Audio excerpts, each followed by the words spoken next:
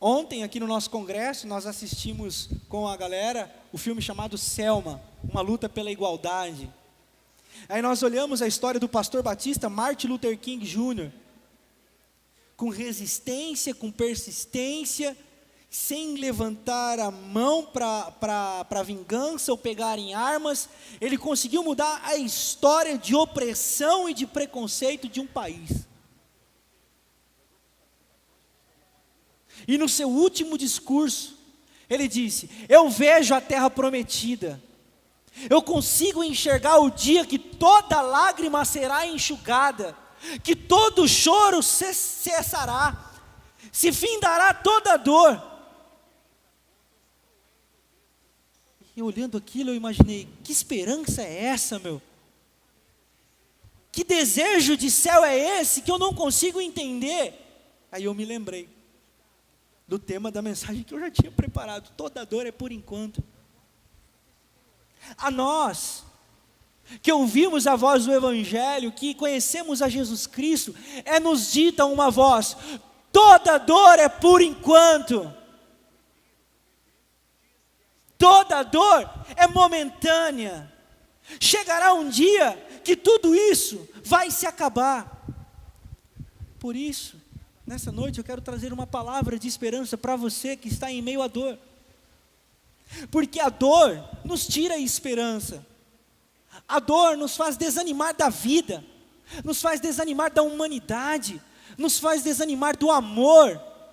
A dor muitas vezes nos torna como animais. A dor nos faz acreditar que olho por olho, dente por dente, ainda é a solução. A dor trabalha em nós de uma maneira tão forte que, se nós não discernimos no Espírito, ela não produz o caráter de Cristo em nós, mas ela vai começar a trabalhar o contrário. Lembrem-se, no domingo passado nós comentamos algumas coisas sobre o desejo de se parecer com Jesus de Nazaré. Essa tem sido a minha oração pela minha vida, para que você, ao olhar para mim, diga: poxa, o Renato se parece com Jesus de Nazaré. E essa tem sido a minha oração por cada um de vocês que tem caminhado aqui na PIB. Meu Deus, torna os meus irmãos parecidos com Jesus de Nazaré, para que eu me sinta fortalecido neles, para que quando eu olhar para cada um deles eu falo: poxa vida, que legal, esse meu irmão, essa minha irmã parece com Jesus de Nazaré, me inspira quanto a Jesus de Nazaré. E nesse movimento, o caráter de Cristo é trabalhado em nós, e o nome de Jesus é glorificado, Deus é conhecido. Mas para que isso aconteça, nós precisamos discernir os tempos. Em tempos onde nós queremos olhar para as pessoas e dizer: ó, esse é meu ídolo, esse é meu mito, tem que matar mesmo, porque não tem mais solução. Tem que matar mesmo, porque o que vira aqui agora é a guerra, é só a arma que dá um jeito nesse negócio. Você foi tomado por uma desesperança, você está tomado por um desespero que te cegou contra a vida, meu irmão, que te cegou contra o reino de Deus, que é paz, bondade, vida e esperança. A dor tomou conta de você, e você já não acredita mais na vida. Você acredita que não vale mais a pena ser educado, você acredita que não vale mais a pena ser gentil, você acredita que não vale mais a pena dar preferência no trânsito, você começa a acreditar num monte de coisa que te desconfigura a imagem e semelhança de Jesus Cristo de Nazaré. Já não se enxerga mais em você, já não se enxerga mais em mim frutos do Espírito de paz, de bondade, de alegria, de mansidão, de domínio próprio. Já não se enxerga mais. Por quê? Porque a dor dominou e cegou-nos o entendimento.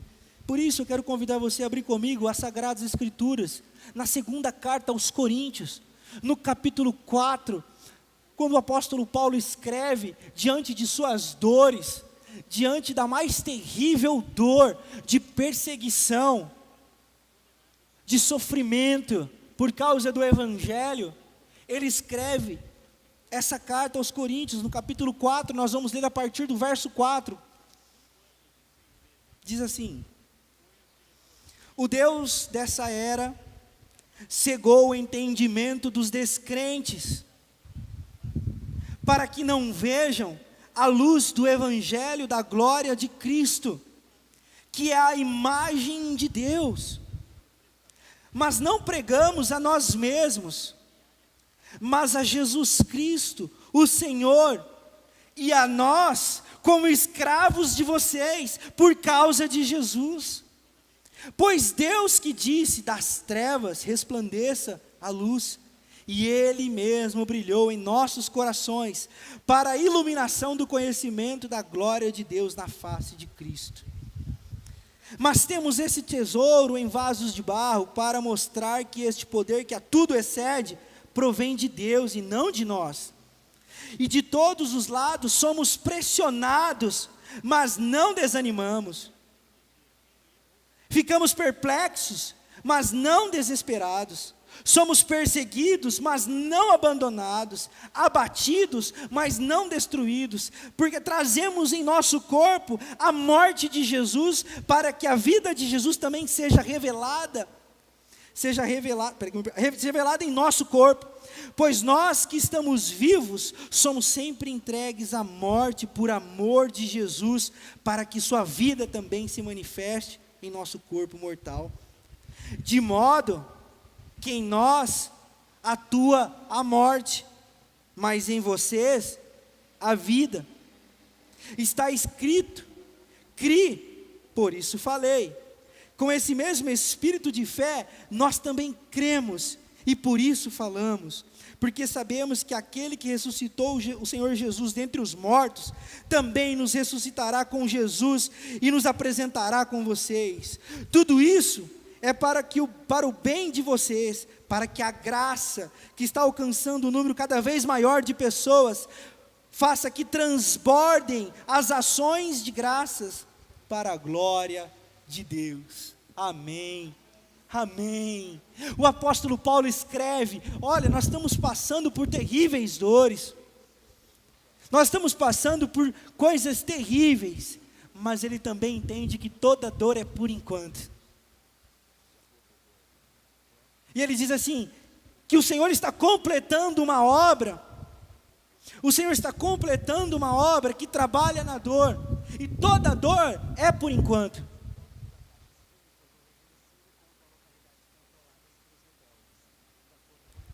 O Deus dessa era tem cegado o entendimento das pessoas a respeito da luz do Evangelho.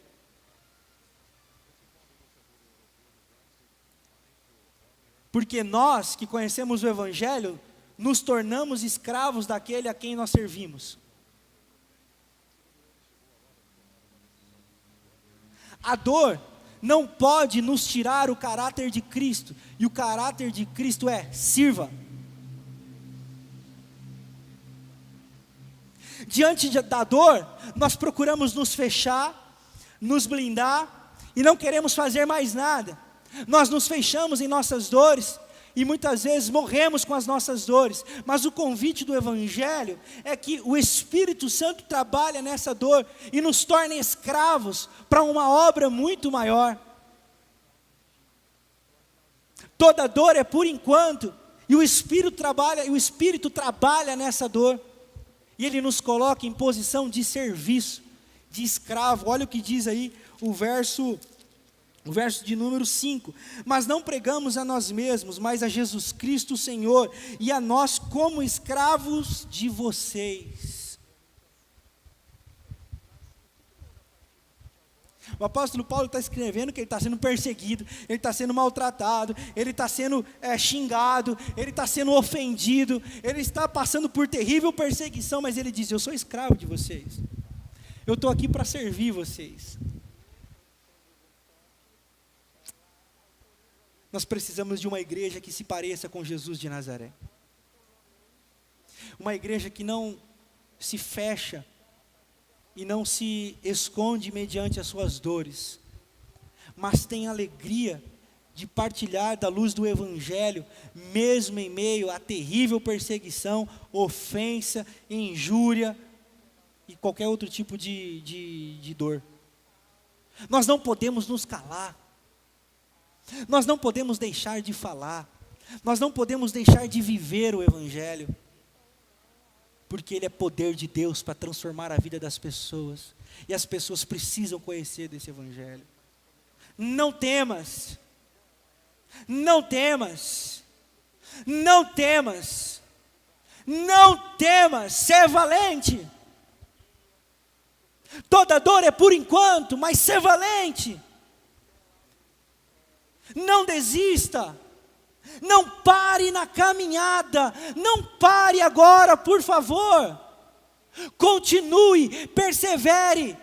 A luz de Cristo brilha em você e através de você, não para que você seja glorificado ou gloriar-se, mas para que o nome de Jesus seja glorificado.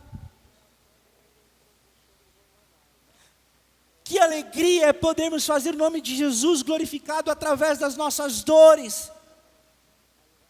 Que glorifique ao nosso Pai que está nos céus por nossas boas obras. Esse é o convite do apóstolo Paulo. Meu irmão, essa dor é passageira. Ah, mas a glória que há de vir, essa não há dor maior, que possa ser maior. Ele virá, ele voltará, e um dia toda essa dor vai acabar. Mas enquanto não desista, persevere, continue, sirva. Qual é o teu chamado? Qual é o teu chamado?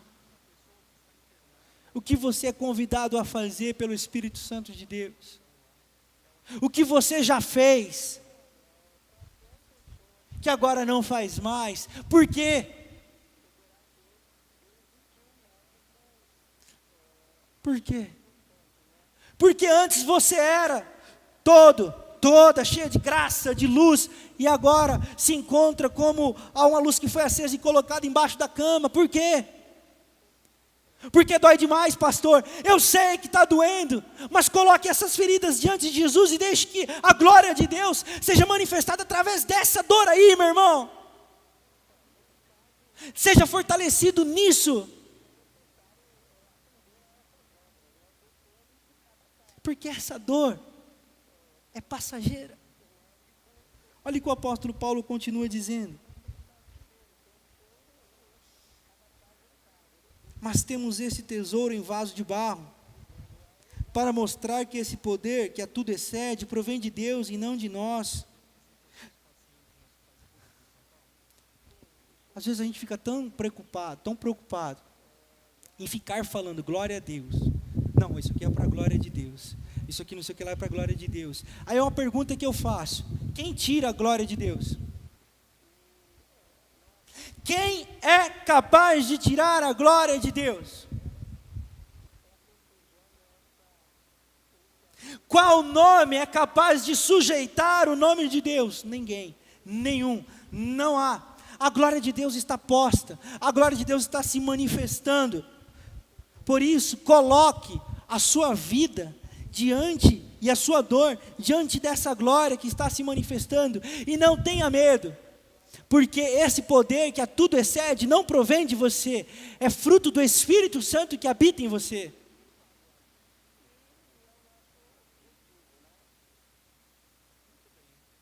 Mas pastor, será que se eu fizer isso, não vão ficar me achando, querendo parecer super espiritual? Meu irmão, que a paz de Deus seja o juízo do seu coração, desde que pense, que digam, que fala, quem falem.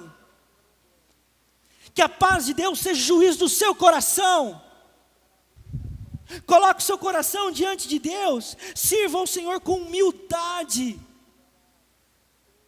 Com humildade. Essa é uma palavra que está na minha cabeça essa semana. Parecer com Jesus de Nazaré, humildade. Parecer com Jesus de Nazaré, humildade. Nós não temos nada, nós não somos nada, a glória não é nossa. Eu tento me gloriar no meu estudo, Jesus diz, não pode. Eu tento me gloriar na minha roupa, Jesus diz, não pode. Eu tento me gloriar nas minhas conquistas, Jesus diz, não pode. Jesus não me permite, porque Ele que é o Rei dos reis, Senhor dos senhores, e quando foi clamado como rei, entrou num jeguinho emprestado.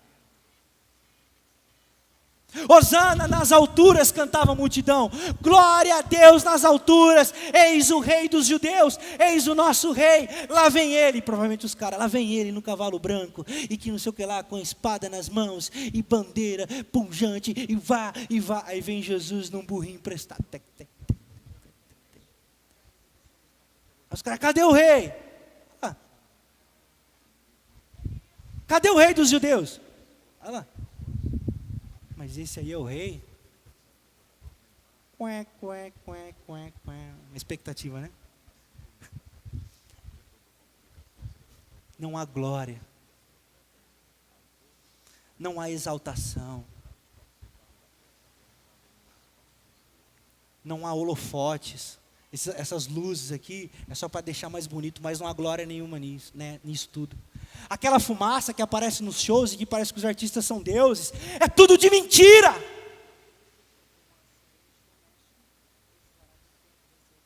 No reino de Deus, é tudo simples. Não há conquistas humanas.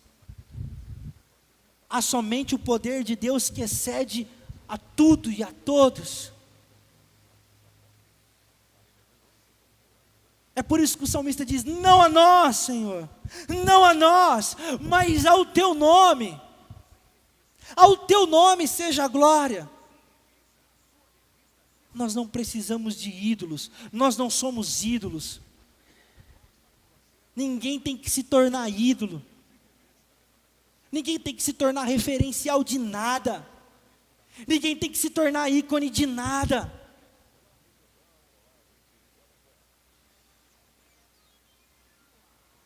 Às vezes você não, porque eu sou espelho.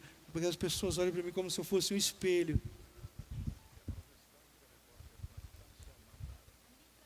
Eu tenho medo desse discurso, meus irmãos. Cuidado com esse discurso, meus irmãos. Não, porque sabe, pastor, as pessoas olham para mim como... Um dia eu... Não sei onde eu estava. Se eu lembrar também não vou falar. A pessoa falou assim, oi pastor, eu falei, oi? Ele falou assim, ó aqui o meu discípulo. Eu falei,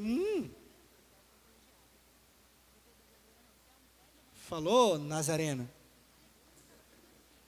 Falou, As pessoas querem discípulos.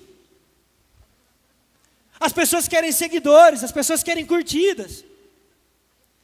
Mas as pessoas não querem servir. As pessoas não querem o jegue.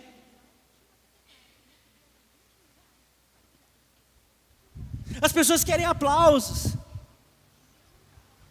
Querem reconhecimento. Mas no Evangelho, o caminho da dor, que é leve e momentânea, e que é por enquanto, o caminho, meu irmão, às vezes é do não reconhecimento. É de ninguém te agradecer, não. Ao contrário, nós seremos injuriados. Nós seremos xingados, nós seremos mal falados. Na semana passada eu citei um exemplo, né? Eu acompanhava uma família, cuidamos dessa família, recebemos dessa família. Aí a pessoa disse assim para mim, não pastor, é amor demais. É muito amor. É muita graça, é muita graça. E aí a gente vai para Jesus e você começa a ficar nervoso, porque tipo assim, eu estou falando da graça. Eu estou falando do amor, e eu estou incomodando a pessoa, porque eu estou falando do amor e da graça. Aí eu falo, Jesus, o pessoal quer chibata. O pessoal gosta, aí Jesus fala, Renato, você me ama? Amo, então apacenta as minhas ovelhas. É isso.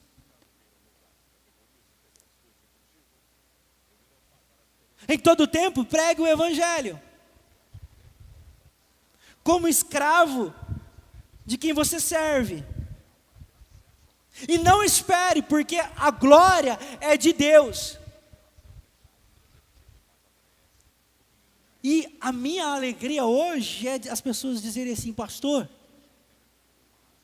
hoje eu consigo enxergar o Evangelho. Amém. Pastor, hoje eu consigo entender o Evangelho. Amém.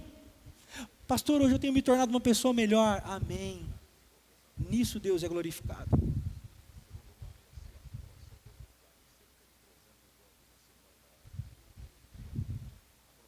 Essa glória, meu irmão, é de Deus. Não tente pegar. Porque o último que tentou pegar a glória de Deus deu ruim. O último que tentou pegar a glória de Deus para si, moiou. Então, o apóstolo Paulo continua a nos dizer: de todos os lados somos pressionados, mas não desanimados. Ficamos perplexos, mas não desesperados. Somos perseguidos, mas não abandonados. Abatidos, mas não destruídos. Nós sempre caminhamos nessa ótica, uma ótica de dor e de sofrimento, mas nunca de desesperança. Nunca de que, não vai dar mais. Para mim chega, acabou. Não, meu irmão, essa dor é leve, momentânea, é por enquanto. É por enquanto. O convite do apóstolo Paulo é: olha o que eu passei. E a pergunta é: quantos estão dispostos a passar? As pessoas procuram uma igreja para se sentir bem.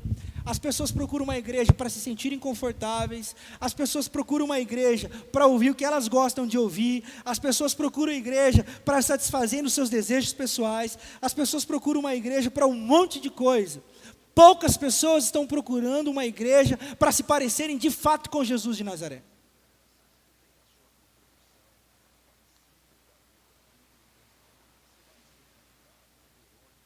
Poucas pessoas estão procurando de fato o Evangelho para parecerem com Jesus de Nazaré. Eu quero me parecer com Jesus de Nazaré. E a minha oração é que essa frase queime no seu coração. Eu quero me parecer com Jesus de Nazaré. Qual é o caminho para eu me parecer com Jesus de Nazaré? Um jovem rico foi perguntar isso para o próprio Jesus. O jovem rico chegou para Jesus e falou assim: Jesus, cara, tenho feito tudo que a lei manda, mano, sábado, no trabalho, não sei o que lá, não como carne de porco, feijoada, pururuca, passo longe, que não sei o que lá, não sei o que lá, não sei o que lá, não sei o que lá. Jesus falou: é mesmo? É, então vende tudo que você tem e me segue.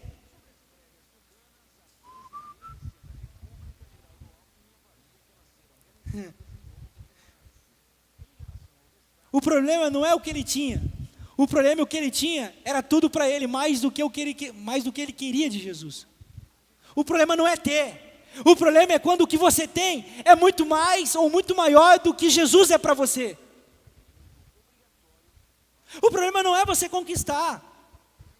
O problema não é você chegar lá. O problema é quando você chega lá e você esquece que você tem que se parecer com Jesus de Nazaré.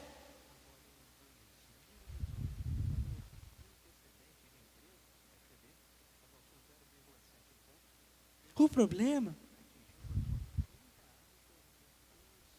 é que as nossas dores nos desconfiguram. E eu estou dizendo tudo isso para dizer para você que essa dor, meu irmão, é momentânea. Não permita que as suas dores te tirem o caráter de Jesus.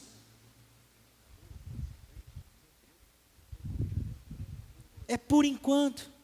E ele continua: trazemos em nosso corpo a morte, o morrer de Jesus, para que a vida de Jesus também seja revelada em nosso corpo, pois nós que estamos vivos, somos sempre entregues à morte por amor a Jesus, para que a vida também se manifeste em nosso corpo mortal, de modo que em nós atua a morte, mas em vocês a vida. Lindo, lindo. Num país com liberdade religiosa, se eu perguntar aqui: quantos querem morrer por Jesus? Eu morro por Jesus, eu morro. Lógico que ninguém morre. Agora, a pergunta no Brasil, que é diferente da pergunta no Oriente Médio, é: quantos querem viver por Jesus? Essa é a pergunta. Porque morrer, todo mundo vai levantar a mão. Por que ninguém morre por causa de Jesus? Ao contrário, aqui as pessoas querem matar em nome de Deus, né? Fico lembrando daquele episódio que a menininha de 9 anos passou na frente de uma igreja evangélica, vestida com roupa de uma religião afro, recebeu uma pedrada no meio da cabeça.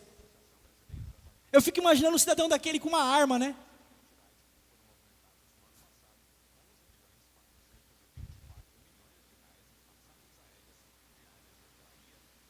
Então aqui, na realidade, o povo de Jesus está mais matando do que sendo morto. Então a pergunta que eu quero fazer é: quantos estão dispostos a viver por uma causa de Jesus? E sabe qual que é viver a causa de Jesus? O versículo 12: de modo que em nós atua a morte, mas em vocês a vida.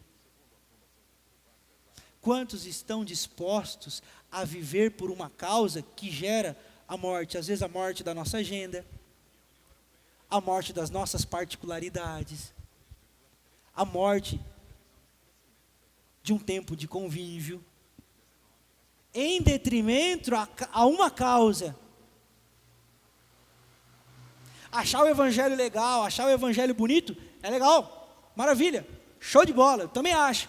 Mas o quanto que eu estou disposto a sacrificar a minha vida, porque me parece que é isso que é se parecer com Jesus de Nazaré. Ele morreu, e nós temos que trazer em nosso corpo a morte de Jesus, para que a vida de Jesus também seja em nós. Não é isso que está escrito? No que, ou para que nós estamos morrendo? Seria muito fácil eu dar um conjunto de regras morais. Olha, eu morri para a minha vontade de tomar uma birita, que legal. Eu morri para a minha vontade de ouvir música do mundo, agora eu só ouço música de Marte. Eu morria para a minha vontade de usar calça jeans, agora eu não uso mais calça jeans. Eu morri para a minha vontade de assistir televisão. Meus irmãos, o evangelho não trata dessas coisas. Meus irmãos, o evangelho trata de coisas assim, ó. O quanto você está disposto a dar-se, a doar-se, a entregar-se, a dedicar-se, a colocar o seu suor e o seu sangue por uma causa que glorifica o nome de Jesus. E o que é glorificar o nome de Jesus? Glorificar o nome de Jesus. A verdadeira adoração é quando nós fazemos algo que nós não precisávamos fazer, mas entendemos que temos que fazer, porque Jesus nos convida a isso. Então, eu não tenho o que, eu faço porque eu estou me entregando, é voluntário, é sacrificial. E isso, meus irmãos, não tem a ver com ir até São Manuel de joelho. Isso, meus irmãos, não tem a ver com não comer churrasco, apesar que isso é um sacrilégio. Isso aí pode até entrar. Então, isso não tem a ver, irmãos, com acender vela, com qualquer outra. Irmãos, sacrifício significa você olhar para quem sofre, você olhar para quem precisa, e você dizer assim: o que eu posso fazer por você? O que eu posso ser Jesus na sua vida, nesse momento?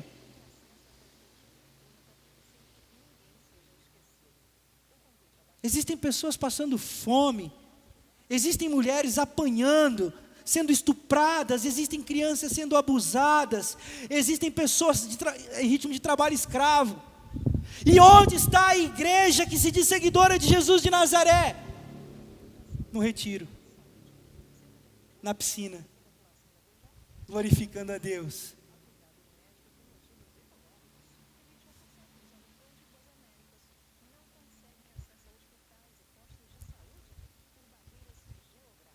Meu carro quebrou essa semana.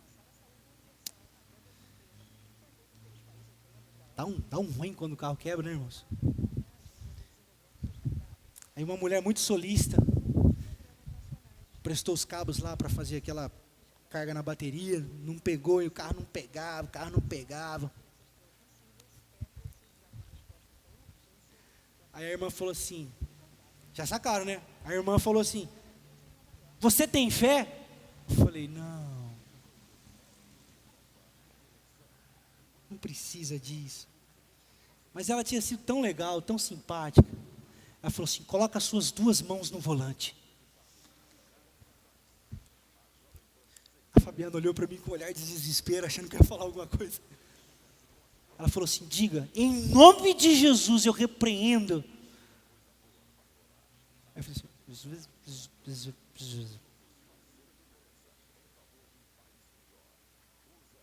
Que Deus é esse, irmãos?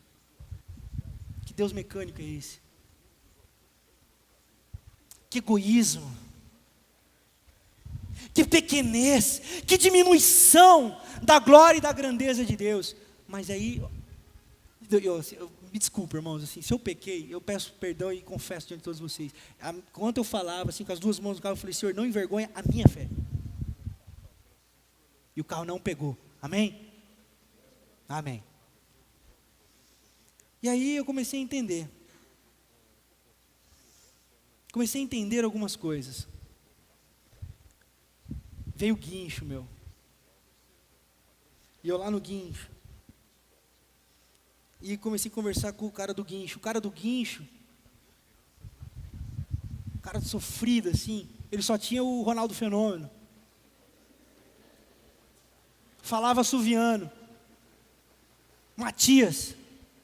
Matias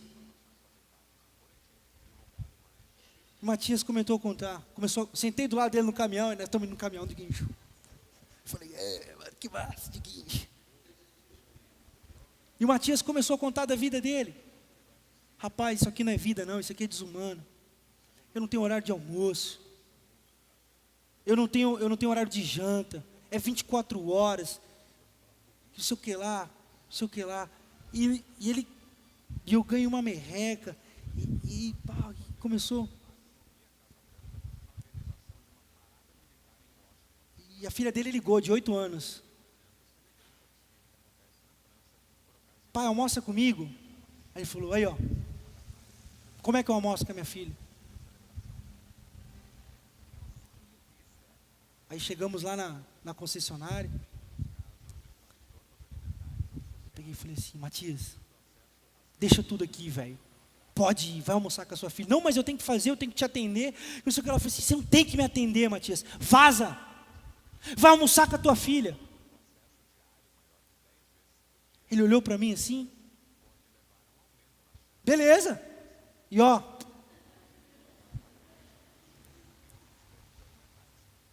Nisso Deus é glorificado, irmãos. Não falei que era pastor. Não precisei. Não entreguei folheto. Não fiz oração. Nisso o nome de Jesus foi glorificado. Sabe por quê? A dor do Matias foi a minha dor.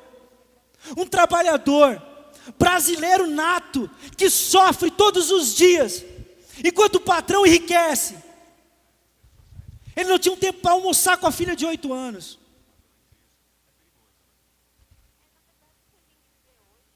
Vai lá, Matias. Vai ser feliz, bicho. Saiu cantando pneu do guincho.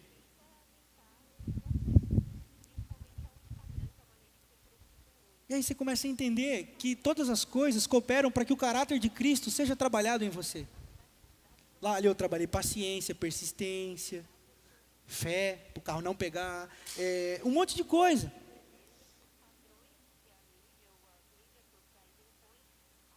O Matias foi tocado pela presença de Deus lá no almoço com a filha dele de 8 anos. E como Deus vai... Mas o pastor, e aí, se ele não vir para a sua igreja, eu estou preocupado se ele vai vir para a minha igreja. Eu estou preocupado que ele diga assim: poxa, obrigado pela oportunidade de almoçar com a minha filha. Nós precisamos ter o caráter de Cristo em nós, trabalhando o tempo todo e humanizando os nossos relacionamentos. O problema do patrão não é ele ganhar o dinheiro dele, ele é um empresário, ele está certo. O problema é a desumanização das pessoas, dos relacionamentos. Só isso. O apóstolo Paulo nos convida a morrermos para as nossas vontades, para que em nós atue a morte. Pô, eu pago, eu tenho direito. Eu tinha mais direitos, eu tinha um monte de coisa, porque eu pago.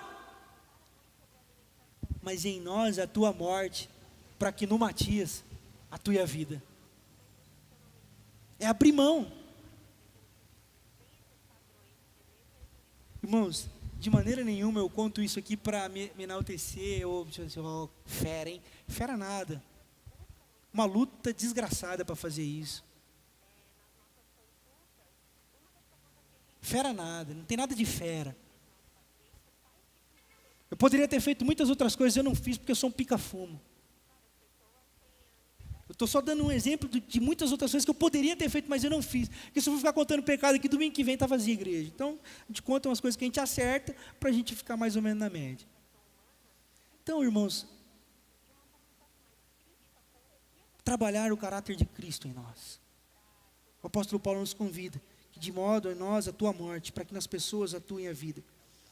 E nisso tudo eu quero concluir. Nessa dor, das dificuldades. No meu caso foi um carro quebrado, me deu uma dor de cabeça danada, chato, filho pequeno para levar na escola, agenda, e não sei o que lá, não sei o que lá. Então, me atrapalhou. Mas no que isso pode trabalhar para que a glória de Deus seja manifesta? E o meu carro quebrado é momentâneo, a minha dor é momentânea. Tudo é momentâneo.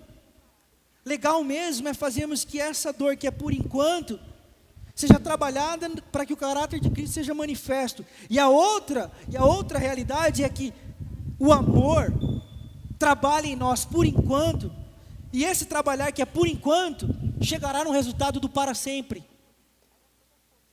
Para sempre nós seremos consolados, para sempre nós seremos cuidados, para sempre nós estaremos com Jesus, e lá não vai ter carro quebrado, lá o Matias não vai ser explorado, lá não vai haver dor, lá a sua mãe não vai sofrer, o seu pai não vai sofrer, lá o seu filho não ficará doente. Chegará esse grande dia que nós estaremos todos lá dizendo, glória a Deus, seja exaltado o Senhor nas alturas. Nós estaremos lá, você estará lá.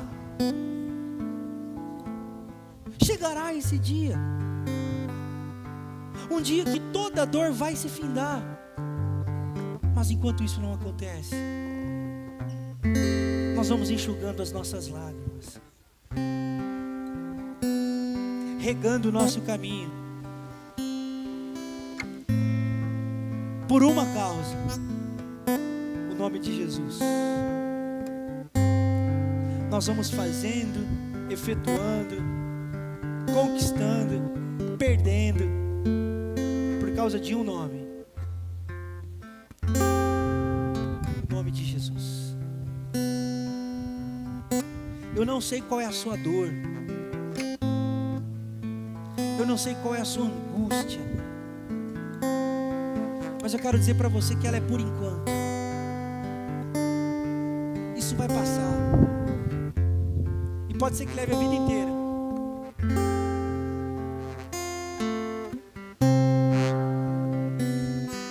Mas a graça do Senhor tem que ser suficiente para você. Eu não estou dizendo que seus problemas serão resolvidos e que...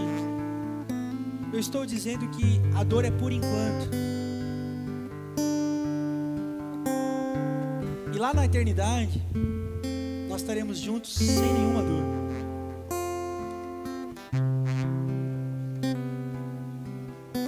Eu quero convidar você a não desanimar. Eu quero convidar você a não desistir. Eu não sei se você está frustrado com Deus, com a religião, bravo porque as coisas não acontecem, ou que você não sente mais o que você sentia, o que você... Recomece. Rasgue-se diante de Deus essa noite e diga assim: Senhor, eu quero recomeçar. Coloque toda a sua dor, toda a sua expectativa e tudo que você tem, coloque diante de Deus, meu irmão. Deixa Ele quebrar esse vaso. Deixa Ele encher do vinho novo. Deixa Ele transbordar de vinho novo.